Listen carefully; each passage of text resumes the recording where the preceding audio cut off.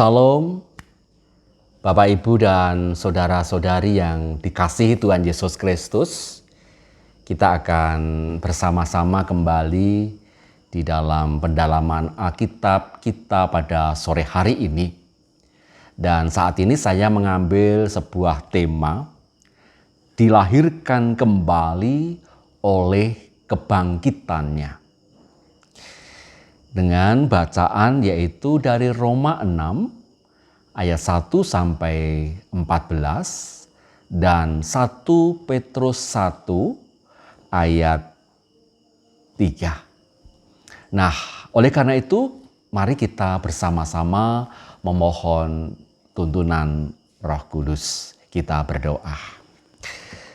Kami mengucap syukur kepadamu ya Tuhan, untuk segala karunia dan berkat Tuhan yang senantiasa terjadi dalam kehidupan kami. Berkati dalam pendalaman Alkitab kami secara online pada saat ini. Kami menyerahkan Tuhan para peserta pendalaman Alkitab di dalam anugerah dan kasih Tuhan. Di dalam Kristus kami berdoa. Amin. Bapak, Ibu, dan saudara-saudari yang dikasihi Tuhan, bagaimana kabarnya pada hari ini? Kiranya senantiasa di dalam anugerah dan kasih Tuhan, sehingga kita dalam keadaan sehat, bahagia, dan damai sejahtera. Di dalam keyakinan iman Kristen, dogma tentang kelahiran kembali menjadi salah satu tema yang penting. Orang yang percaya kepada Tuhan Yesus sebagai Tuhan dan Juru Selamat diharapkan dapat menjalani hidup baru bersama dengan Tuhan. Hidup baru tersebut adalah hasil dari proses yang disebut kelahiran kembali. Di dalam proses tersebut kita diajak untuk mematikan kedagingan kita bersama dengan kematian Kristus untuk kemudian dibangkitkan bersama dengan Kristus, yaitu ke dalam kehidupan yang baru.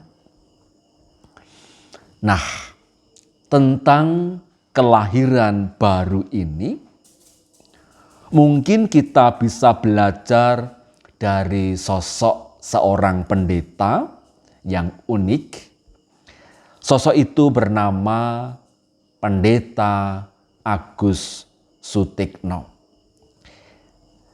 Tato di sekujur tubuhnya menjadi bukti sejarah bahwa ia dahulu adalah anak jalanan dengan berbagai tabiat yang menyertainya.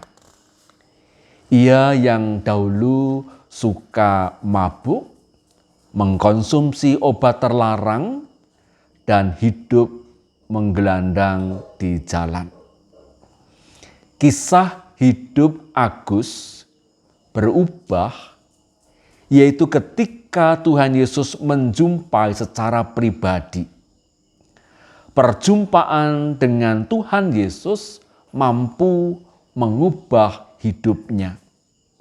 Yang tadinya tidak percaya, menjadi percaya kepada Tuhan Yesus. Yang tadinya hidup seenaknya sendiri, sekarang hidup seturut dengan kehendak Tuhan. Proses hidup barunya juga bukan proses yang sederhana.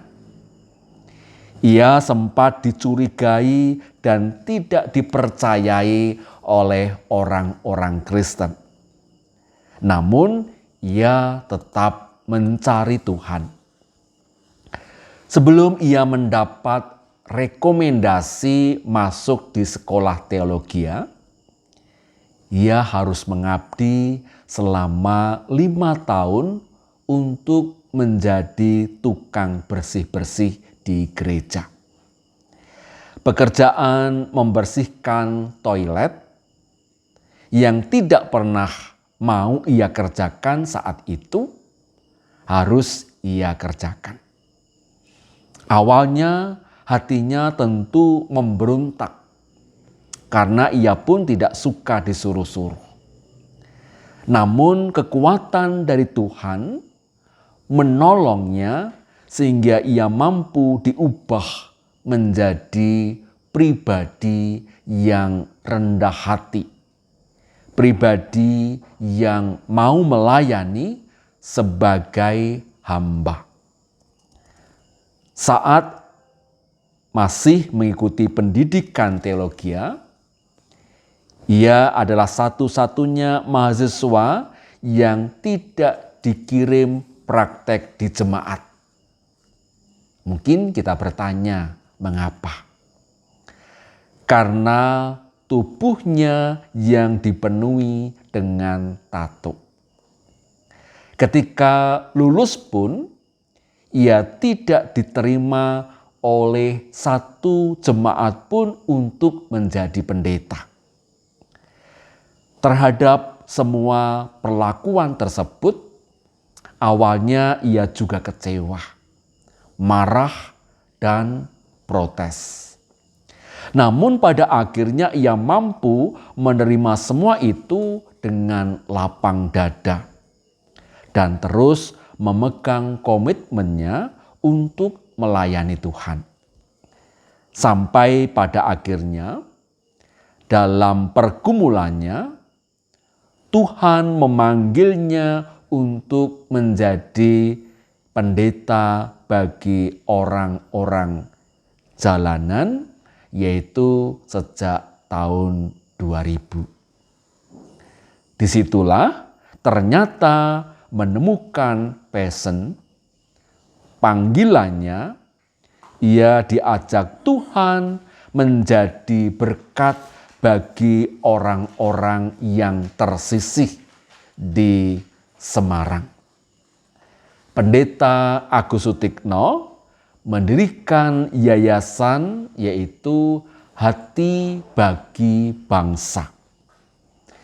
Ia memberi pelayanan pendampingan kepada kaum transgender, memberikan pelayanan bagi gelandangan dan juga para pekerja seks komersial, beserta dengan anak-anaknya.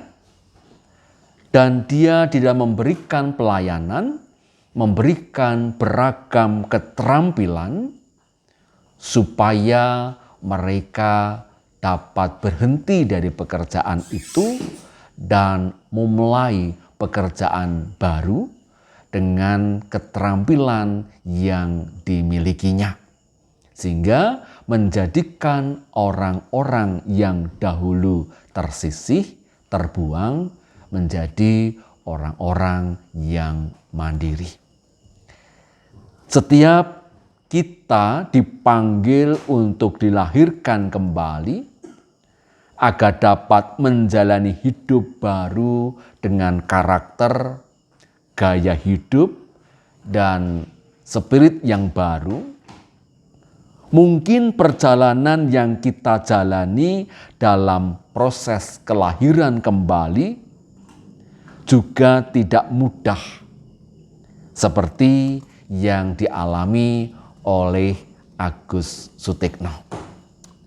Namun, satu hal yang pasti bahwa Tuhan akan menolong kita. Bapak, Ibu, dan saudara-saudari yang dikasihi Tuhan, pendalaman Alkitab pada saat ini lebih kepada kesaksian. Dan kita pun dapat bersaksi tentang panggilan Tuhan di dalam kehidupan kita melalui pertanyaan untuk kita diskusikan. Selamat berdiskusi dan selamat menjalani kehidupan baru di dalam Tuhan Yesus Kristus. Amin.